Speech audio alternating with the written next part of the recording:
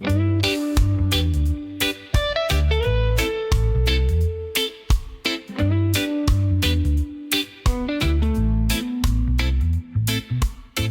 to Mindful Moolah, a podcast about holistic financial well-being. And this is our official episode 1, and I would like to introduce my co-host Lance. You might remember him from our trailer as well as our pilot episode. We are both professors with the University of Idaho Extension, and we're just going to talk, a little bit off the cuff about the things that we know about financial well-being. So, let's just go for it, Lance. What do you think? Yeah, I mean, there's so many things, and our whole podcast about these 8 dimensions, we're on that financial one, and it's all going to come back to how these other dimensions or things that happen in our life can derail, improve, or however it affects us in our lives. And I just go back to thinking when I was in my early years being married, how tight the finances could be. And just having a plan makes life so much better. And my wife's going to kill me, but I'm going to share this story anyway. One of the things too about holistic financial health, if your spouse, your partner, or whatever your situation is, it's a shared responsibility. So back in the day when we actually wrote checks and had to put stamps on envelopes and mail payments in the mail, we don't do that anymore, and that's okay by me. I thought I'd newly married. I'm going to have my wife do this. She did the checks, filled out the statements, and put them in the mail. They came back a couple days later without the stamps. So I had late payments, and just those little things, a late payment, man, that derailed us big time. I had to make major adjustments. And mac and cheese and top ramen were on the menu for a couple of weeks to make up the difference. I did ask the credit card companies and stuff. I'm like, hey, she ever had to put stamps on? 50% of them took mercy on me and did not charge me a late fee and just charged me a transaction fee to do it over the phone with my routing number and checking account number and all that. But that's the kind of stuff that happens, and it's not anybody's fault. We just learn from these things and roll forward, right? Right. I love that story because it starts to illustrate exactly what we're trying to get at in this podcast. It's how you may know your financial, the ABCs, what you're supposed to do to be on top of your finances. There are all sorts of plans out there. I like to refer to Dave Ramsey because he's pretty popular. He's got baby steps, right? So you go through the baby steps, like you know what you should do, right? You know you should save some money. You know you should eliminate your debt. You know you should save for long-term goals. Pay your bills on time, all that sort of stuff, right? But the problem is we're not robots. So even though we know what we should do, sometimes it's hard to actually execute it. And a handful of reasons why it's hard to execute that is because life is a balance of so many things. So that is kind of really in a nutshell of what this podcast is about. It's like the other things that don't seem financial, but actually can end up impacting your finances, right?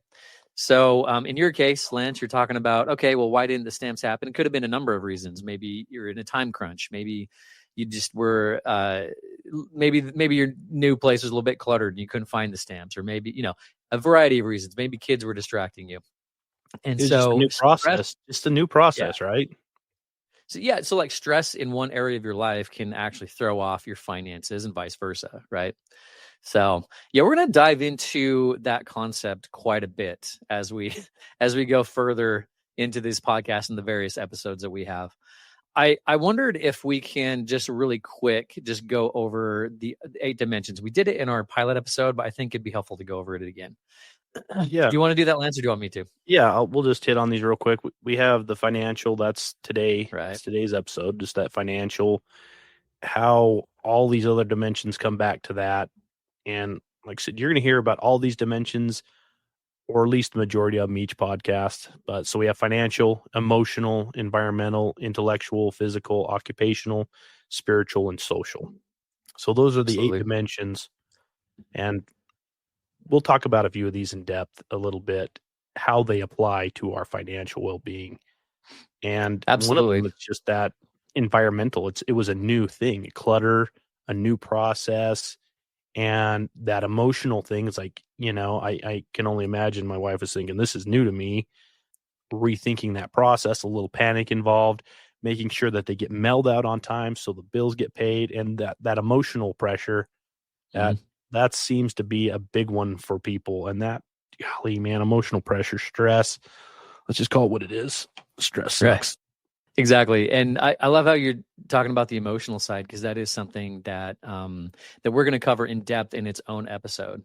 And of course, there were the other dimensions that you talked about as well. So today, a little bit of an overview, but we're bringing it all back to finance, because that's really the core topic that we teach, that we have done for a good handful of years, right? Finances. And we've learned along the way, not only professionally, but personally in our own experiences, how just real life events, circumstances can throw off your financial plan, even when you know what you should be doing. I think it's safe to say, Lance, that you and I have a pretty good grasp on, how finances work.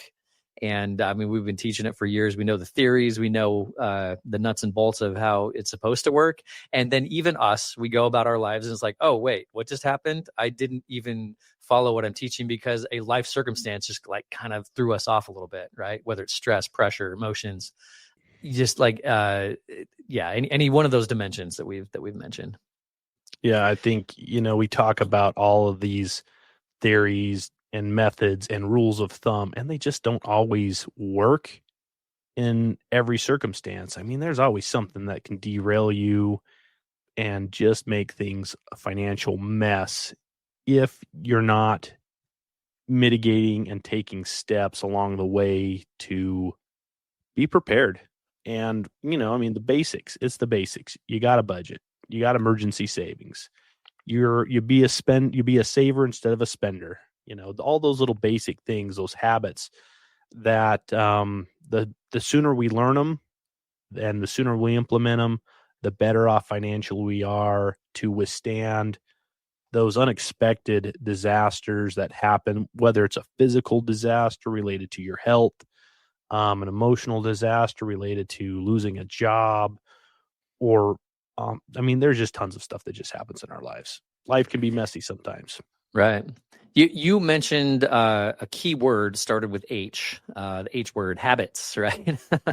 When it comes to financial wellness, well-being, that is such a huge part of successful finances. One thing that I like to say is, it's like you can't just check a box. You can't just say, oh, I budgeted this month, therefore I'm done. Check that box and be like, I don't ever have to budget again. No, it's not the way that it works. You have to make that a habit. And one of my favorite financial books, I don't know if you've read it, Lance, it's called David Bach. You know which one I'm talking about. The name is escaping me. It's The Automatic Millionaire. That's what it is. And so he basically talks about like automating as much of your financial steps as possible. But what he's really saying is, let's make this habitual. Let's make this happen. The things that you should be doing, let's make them a regular habit. And one of the easy ways to do that is by automating transfers, either from your paycheck or your checking account to bills or that type of thing. And that's kind of his main, premise of the book is, let's just make sure that we're setting up our money to go exactly where we want it to go for our long-term plans. Now, that's good to a point. But the concept there, when it comes to what we're talking about, holistic financial wellness, is that everything that we talk about is not a box checking. It's, let's find a way to balance this holistically and make it a habit that not just the finances, right? But it's the other aspects of our lives that could end up affecting our finances as well. So anything you want to say about habits, Lance? Yeah, they're just so important. And one of the things too is part of that, back to that occupational bit. If you're new out of college or wherever you're at in your career, part of those habits are understanding what your employer has to offer. I mean, golly, having a pension, a 401k, taking advantage of the matching, and do that right from the first day. First day you go into HR, you're like, yes, I need to do this. And you adjust your lifestyle to make that a habit, make that retirement planning or retirement investment a habit in your life. So you're prepared. I mean, there's no downside to saving up and investing in a 401k and make that a habit. Knowing what those benefits are is super important. First thing you should do, first day of work, go in, get that done, get that set up. Don't leave money on the table. Yeah, so we were talking about rules of thumb earlier, and one of them that's really key when it comes to finances is pay yourself first. So pay yourself first principle, which basically means make sure that you're setting money aside for your long-term goals, and retirement is a huge one of those, right? And so the easiest way to do that is by setting it up. If you have an employer that offers a 401k, you just go into your HR office and just say, hey, I want to, automatically deduct X amount of dollars from my paycheck, put it into my retirement account. You do that, and then it starts to grow. And after a while, you don't even miss that money because it's a habit, right? So back to that habit thing. If we look at the other dimensions, I always like to use the physical because it's a really easy example, but it's that idea that like, okay, I signed up for a gym membership and I went for a month, but then you just kind of fall off, right? And how often does that happen, right? And so the idea there is, again, you can't just check a box and say, oh, I worked out for a day or a week or a month, I'm good to go. No, it's like you have to make sure that you're doing that on a regular basis. Otherwise, what are you really accomplishing? Really, in the grand scheme, you're not really accomplishing much, right? It's a great place to start, but you got to keep it going. Yeah. So, oh golly, I don't know if you've seen this guy, Ryan Hamilton. Not endorsing or anything. He's a comedian from Ashton, Idaho, small little town here. I know him. Yeah. He's got a great little. It's been around on Netflix for a while. It's called Happy Face, but he's got a thing about talking about his gym membership, right, and how hard it is to cancel it. So, I mean, that's another thing, man. Once you get into something, knowing how to get out of it, that can be its own challenge. And like, yeah, I went into the gym 2 times. I paid $1,200 over the year. I went in twice. I mean, man, you just paid $600 a visit right there. I mean, things to think about. I mean, it's the Tonal. Have you seen the Tonal things? They're $25 to $5,000, right? And then you have a monthly prescription. It hooks to your wall. Go on Facebook and look that one up, man. Everyone's trying to sell those things because they used it 3 times. I mean, step down. But it only works if you use it. Yeah, right? It works if you use it, right? I mean, those push-ups and sit-ups, start there, right? And then build up. So we wanted to take a few minutes and talk about how, if you're not staying on top of the other dimensions, how they can derail your financial health. And we just got a few examples here. So first one that I like to talk about is emotional.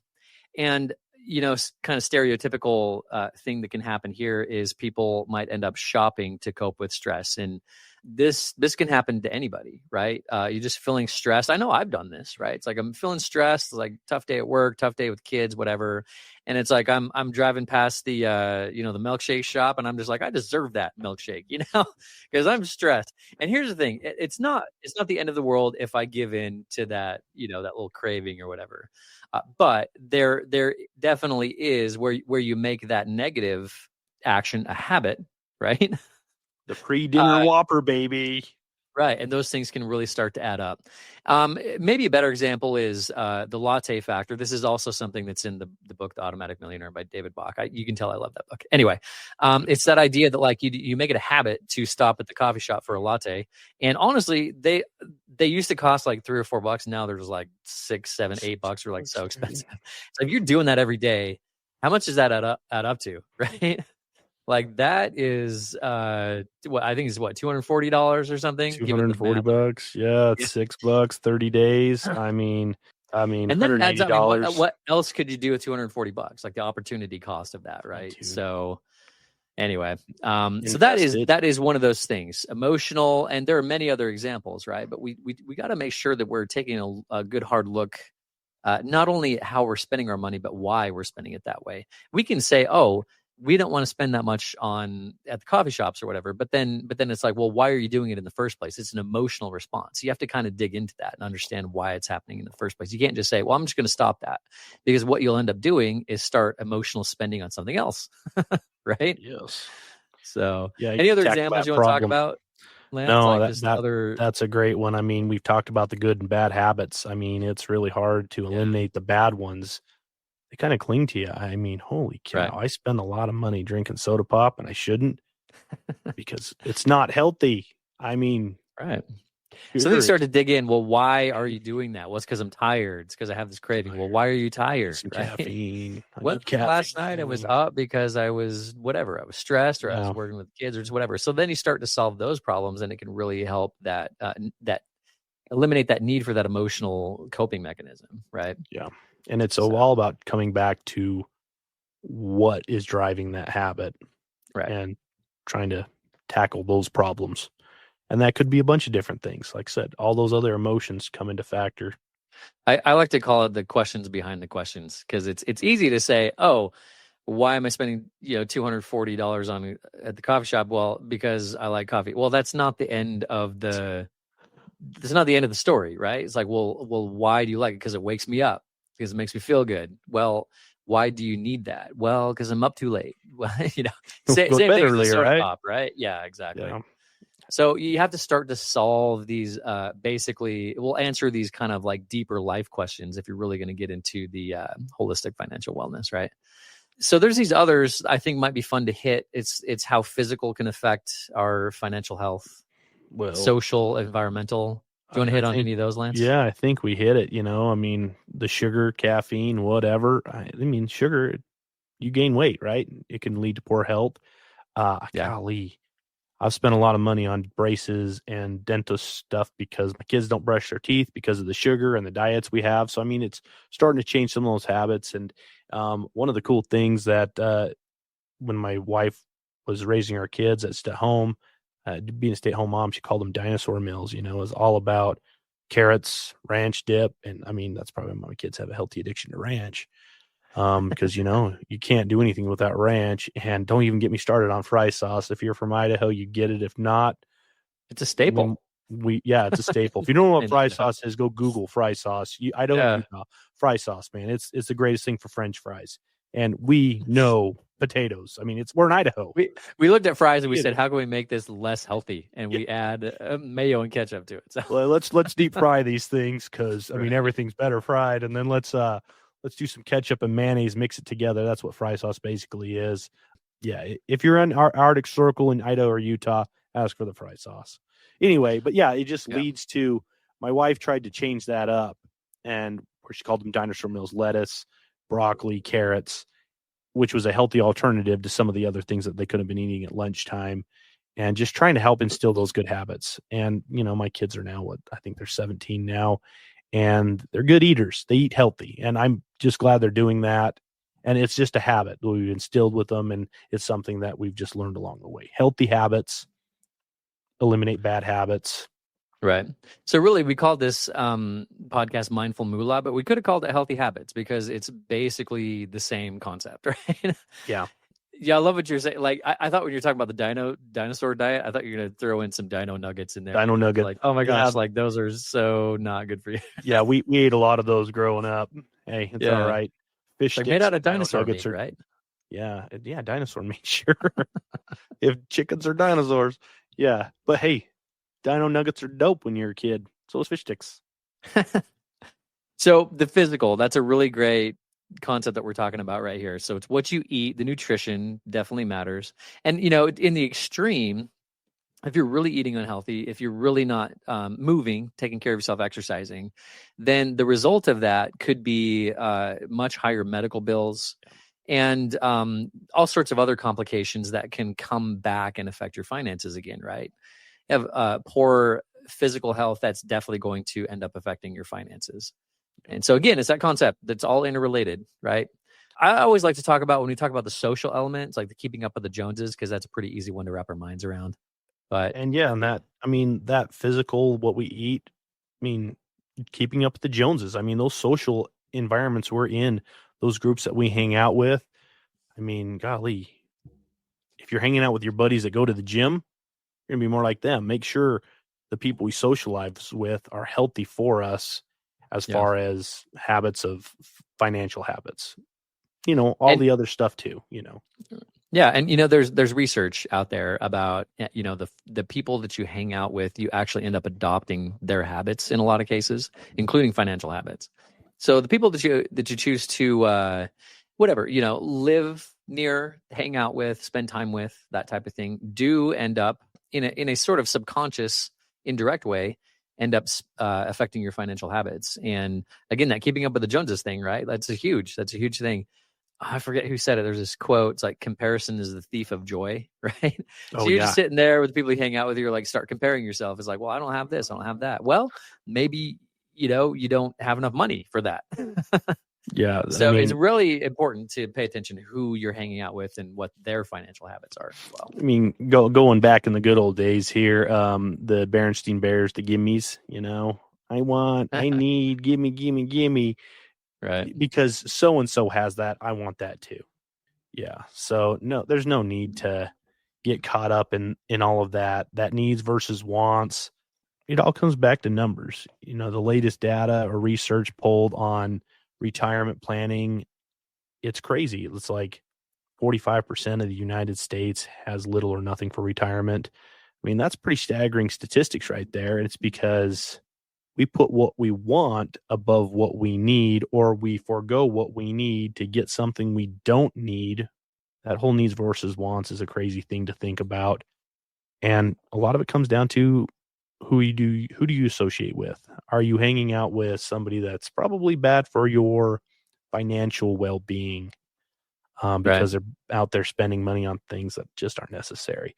And I mean, we're not saying don't have a hobby and don't have something that you enjoy, but budget for it and plan for it, right? Right.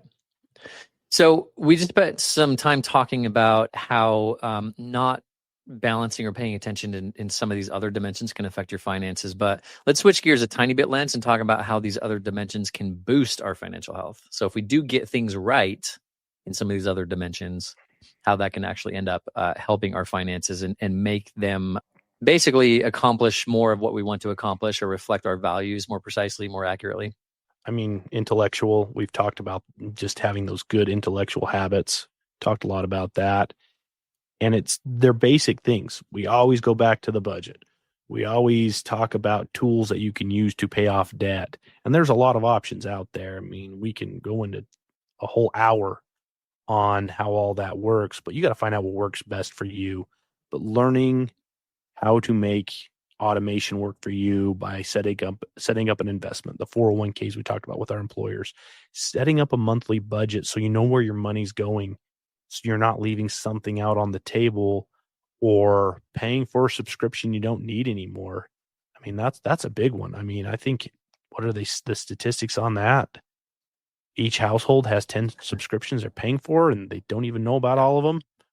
It's astronomical, honestly. Yeah. I forget which financial tool it's out there. Maybe Lance, but there's one that will actually help you eliminate subscriptions that you don't Karma. need. Is that what it is? Through into Credit Karma they'll pull that up for you. There's probably some other apps out there, but just knowing where your money's going is part of that's a huge part of the battle, knowing where it's going, right? Yeah. So that's you're hitting on the intellectual dimension. It's like making sure you know your stuff. It's like making sure that you understand tools that are out there that can help you. There's all sorts of investing and budgeting apps. There's all sorts of other tools that can really help you streamline your finances, the actual like nuts and bolts of how to make managing your finances easier. Well, and the crazy thing is none of this is rocket science. It really isn't. It's pretty basic financial education that you can learn from a podcast that specializes in that. If you're near an extension office, they probably have some programming they can provide to you. Well, I don't think we talked much about extension, what it is, but each state has a land grant university. They have extension offices in your county. They probably have some free resources for you. Absolutely. So that knowledge piece, huge, that intellectual dimension. If you don't really know what what are the most effective tools out there for finances, how to go about them, you're definitely going to struggle. Let's talk about occupational a little bit. This is one that it's a little bit of a soapbox of mine, because as a financial educator, like we're constantly, teaching people, okay, spend less than you make, make sure that you're keeping track of your money, where it goes. But I have worked with individuals where they just flat out need to make more money, right? It's just like, be below a certain dollar amount, you're just going to struggle. And that's just the way that it is, no matter how good you are at pinching pennies or stand on top of things. So let's talk about occupational a tiny bit. Yeah, you can only do the step down method so much before there's nothing.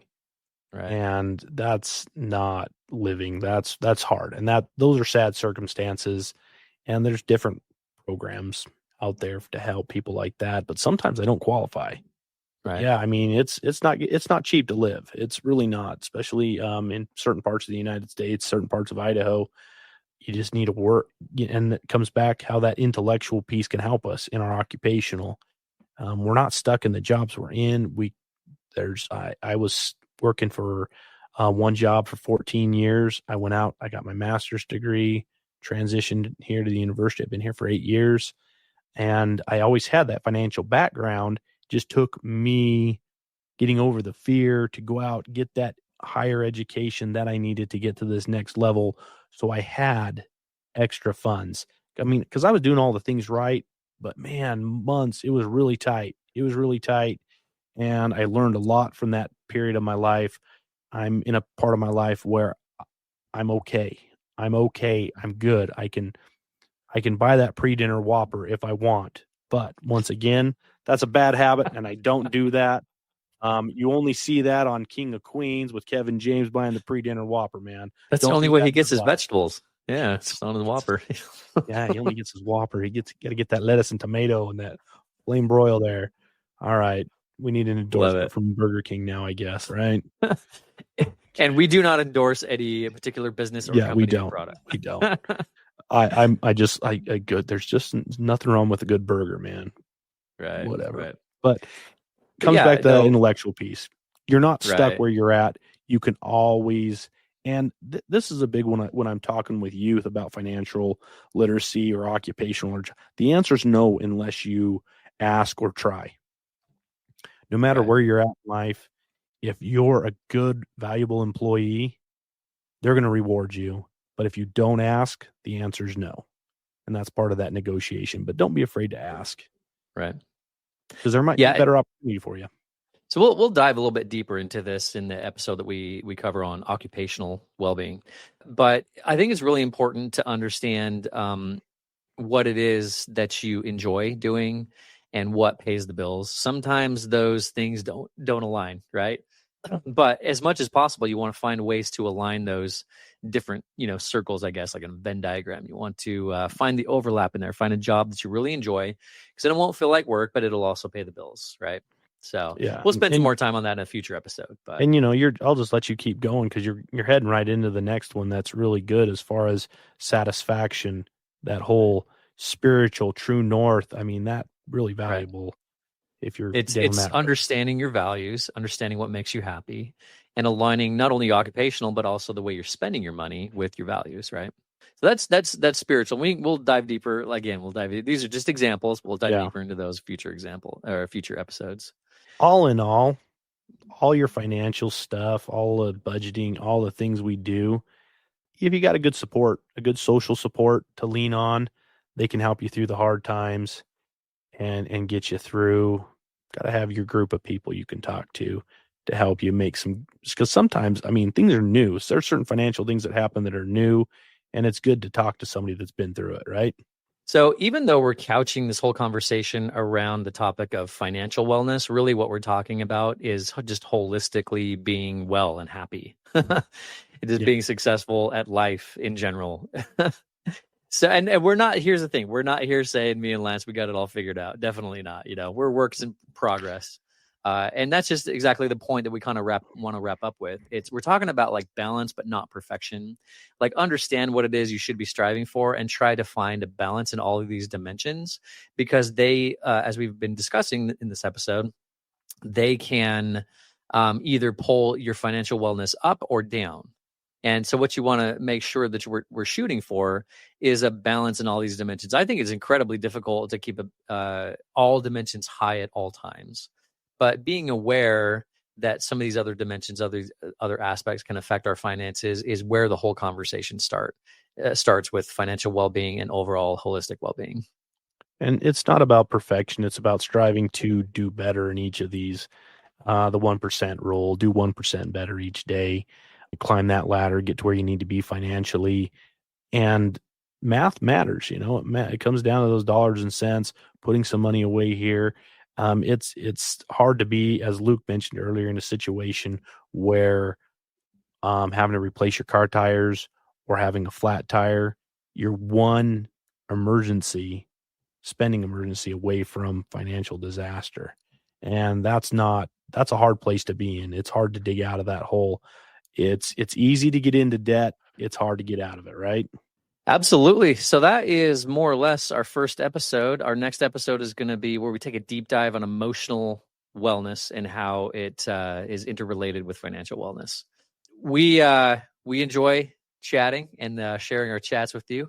And so we just urge you to subscribe and share this episode and the podcast, and share it with friends. If you have questions, you can always send them to either Lance or I. My email for the university is my last name, Erickson, ERICKSON @uidaho.edu. So just in the subject line, put podcast questions. And what's your email, Lance? It's my first and last name. You should be able to see it on the screen. Lance Hansen, EN @uidaho.edu. Perfect. So happy to help. We'd love your listener feedback and your questions, stories, whatnot. We will try to work them into our episodes when we can. Yeah. And I suppose that's it for now. Any parting words, Lance? No, just keep working at it.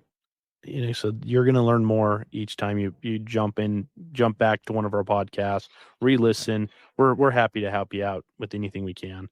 But yeah, keep plugging away. You're going to be fine. Well, thanks for joining us for this first official episode of Mindful Moolah. We look forward to having you join us next time. So, take care. Have a good one.